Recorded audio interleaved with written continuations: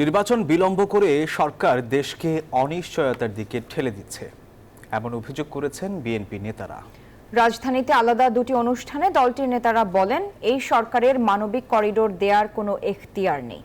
আওয়ামী লীগের সঙ্গে বিএনপির আপোষ করার কোনো সুযোগ নেই বলেও স্পষ্ট জানান তারা। নির্বাচন বানচালের ষড়যন্ত্র প্রতিহত ও তারেক রহমানের দেশে ফেরার প্রতিবন্ধকতা দূরীকরণে জাতীয় প্রেসক্লাবে আলোচনা সভার আয়োজন করে 12 দলীয় জোট। বক্তারা বলেন, দেশকে পরিকল্পিতভাবে অস্থিতিশীল করে নির্বাচন পিছিয়ে দেওয়ার ষড়যন্ত্র করছে অন্তর্বর্তী সরকার।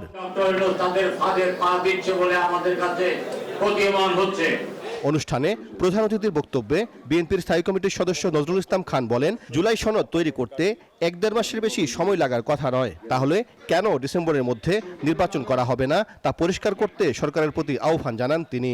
এখন যদি বলেন যে না আরো দেরি করতে হবে, তাহলে কারণটা তো তাকেই বলতে হবে যে কেন করতে হবে। এখন কারণ যদি গোপন থাকে যে আপনার সংগঠিত হতে একটু সময় লাগবে, কিংবা আপনি কারোর সঙ্গে একটু জোটের চেষ্টা করতেছেন, সেই জোটটা বানানোর জন্য একটু সময় লাগবে। তিনি বলেন, বিএনপি আওয়ামী লীগকে পুনর্বাসন করতে চায় বলে যারা অপপ্রচার করছে তাদের উদ্দেশ্য ভালো নয়। আমরা বেঁচে থাকতে আওয়ামী লীগের সঙ্গে আপোষ কেউ করবে? আরে আমরা তো নাই, অন্য কেউ করতে গেলে তাকে পর্যন্ত আমরা বাধা দেব। এদিকে রাজধানীতে নাগরিক প্ল্যাটফর্ম বাংলাদেশ আয়োজিত সেমিনারে বিএনপির স্থায়ী কমিটির সদস্য আমির খসরু মাহমুদ চৌধুরী অভিযোগ করেন, মানবিক করিডোরের নামে দেশকে বিপদের দিকে ঠেলে দিচ্ছে অন্তর্বর্তী সরকার।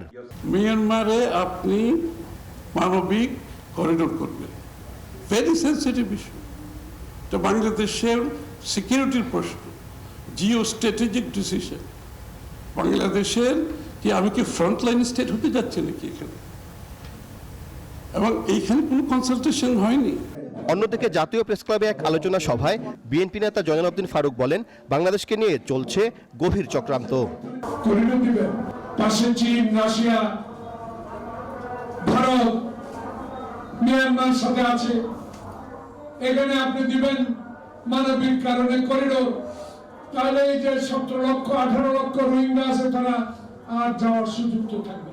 সংকট উত্তরণে অবিলম্বে নির্বাচনের রোডম্যাপ ঘোষণা করতে সরকারের প্রতি আহ্বান জানান তিনি। আমার পরিচয় আমি বাংলাদেশী। সাইফুল ইসলাম, নিউজ 24, ঢাকা।